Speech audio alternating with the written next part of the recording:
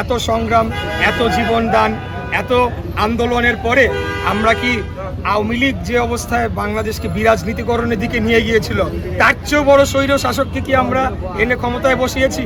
এখন যখন জনগণ তাদের পশ্চাৎ দেশে লাথি মেরে তাদেরকে দেশ থেকে বিতাড়িত করেছে, তখন এই ভোট ডাকাত, বাংলাদেশের সম্পদ লুটকারী সজীব ওয়াজেদ জয় এখন গণহত্যাকারী, তাদের বিচার বাংলাদেশের মাটিতেও করতে হবে, আন্তর্জাতিক ক্রিমিনাল কোর্টেও করতে হবে।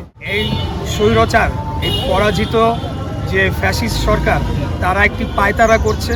তারা একটা দিবসকে ঘিরে তারা মনে করছে তারা দেশকে অস্থিতিশীল করবে।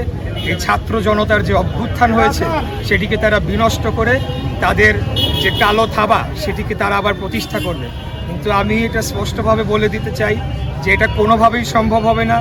রাজপথে ছাত্র জনতা থাকবে, আমরা বিএনপি থাকব এবং আমরা কড়া প্রহরায় থাকব, যাতে কোনো দুষ্কৃতিকারী এবং এই যে পরাজিত শক্তি তারা যাতে আমাদের শান্তি শৃঙ্খলা নষ্ট না করতে পারে এবং তারা কোনোভাবেই এখানে কোনো ধর্মীয় সম্প্রীতি নষ্ট বলেন বা অন্য কোনো ধরনের অরাজকতা যাতে না করতে পারে, সেটার জন্য আমরা কিন্তু কঠোর অবস্থানে থাকবো। এই বার্তাটা আমি দিতে চাই। এরকম তামাশা পৃথিবীর যুগে খুব কমই হয়েছে।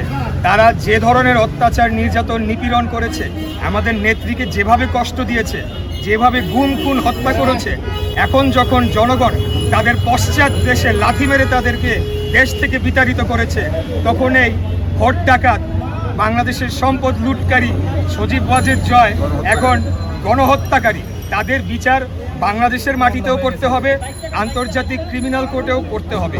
করে তাদেরকে ধরে এনে বাংলাদেশে শাস্তি দেওয়া হবে। তারা এখন মায়াকান্না করছে, এইসব নাটক জনগণ বুঝে, এইসব করে লাভ নাই। তাদেরকে আমরা অবশ্যই বাংলাদেশে ধরে নিয়ে এসে তাদেরকে বিচার করব। তারা এখন যে ধরনের মানে কথা বলছে, এগুলা তো মানে একজন কি বলবো, মানে তাদের মতিভ্রম হয়ে গিয়েছে ক্ষমতা হারানোর পরে। এই জন্য তারা এক এক দিন এক এক কথা বলছে। এখন তারা সম্প্রীতির কথা বলতে চায়। তো এত বছর কি করেছে? আমরা এত বছর কি বলেছি? এত অত্যাচারের পরেও আমরা বারে বারে বলে গিয়েছি যে আমরা গণতন্ত্র চাই, আসেন আলোচনায় বসি। গত নির্বাচনের আগেও প্রস্তাবনা এসেছে, কিন্তু তখন তাদের অহংকার, তাদের দাম্ভিকতা, যেন তারা হাজার হাজার বছর বেঁচে থাকবে এবং এই দেশটা তারা হাজার হাজার বছর তাদের বাবা দাদার সম্পত্তি তারা ফেরাউনের মতো আচরণ করেছে। এখন যখন চলে গিয়েছে, 2 দিনের মাথায় এখন তাদের সম্প্রীতির কথা মুখ থেকে বেরিয়েছে। এই ধরনের তামাশা আর যাই হোক, বাংলাদেশের জনগণ বিশ্বাস করে। স্বরাষ্ট্র মন্ত্রণালয় এবং আইন মন্ত্রণালয়, এই 2টা মন্ত্রণালয়ের এখন প্রথম দায়িত্ব এই যে গণহত্যা হয়েছে, যত গুম খুন নির্যাতন হত্যাকাণ্ড হয়েছে, সেগুলার তদন্ত মানে প্রথমেই শুরু করা, মামলার ব্যবস্থা করা এবং তাদেরকে বিচারের আওতায় নিয়ে আসা। তো এই মন্ত্রণালয়ের দায়িত্বে যারা থাকবে তাদেরকে আগে সেটি প্রাধান্য দিতে হবে। কিন্তু আমরা ওনার বক্তব্যে হতাশ হয়েছি। উনি এখন আওয়ামী লীগকে দ্রুততম সময়ে পুনর্গঠন মানে রিহ্যাবিলিটেশনের কথা বলেছে। এটা বাংলাদেশের জনগণ ঘৃণা ভরে প্রত্যাখ্যান করেছে। এটা আমরা মানি না তার এই বক্তব্য। দ্বিতীয়ত, উনি বলেছেন যে রাজনীতি আগামী দিনে করা কষ্টকর হয়ে যাবে। এই বক্তব্যের সাথেও আমি অত্যন্ত জোরালোভাবে দ্বিমত পোষণ করছি। ওনার যদি বক্তব্য থাকে যে অপরাজনীতি বা চাঁদাবাজির রাজনীতি, সন্ত্রাসের রাজনীতি, তাহলে সেটা বলা উচিত ছিল যে আগামী দিনে সেই সকল অপরাধমূলক কর্মকাণ্ড করা কঠিন হয়ে যাবে। কিন্তু তিনি যে ভাষায় বলেছেন তাতে মনে হচ্ছে রাজনীতিবিদদের উপর ওনার ক্ষোভ রয়েছে, উনি রাজনীতিবিদদের শায়েস্তা করতে চাচ্ছেন। তাহলে যে এত সংগ্রাম, এত জীবনদান, এত আন্দোলনের পরে আমরা কি আওয়ামী লীগ যে অবস্থায় বাংলাদেশকে বিরাজনীতিকরণের দিকে নিয়ে গিয়েছিল তার চেয়েও বড় স্বৈর শাসককে কি আমরা এনে ক্ষমতায় বসিয়েছি?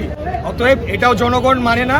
আমার বিশ্বাস যে ছাত্র জনতা, বাংলাদেশের জনগণ ওনাকে প্রত্যাখ্যান করেছে। ওনার উচিত হবে দ্রুততম সময়ে পদত্যাগ করে চলে যাওয়া। কারণ ওনাকে কেউ ভোটে দিয়ে ক্ষমতায় বসায় নাই, ওনাকে একটা অন্তর্বর্তীকালীন দায়িত্ব দেওয়া হচ্ছে। আমি ব্যক্তিগতভাবে ওনাকে খুব পছন্দ করতাম। ওনার টক শো এবং বিভিন্ন বিশ্লেষণমূলক কথাবার্তা আমি শুনতাম, ভাল লাগতো।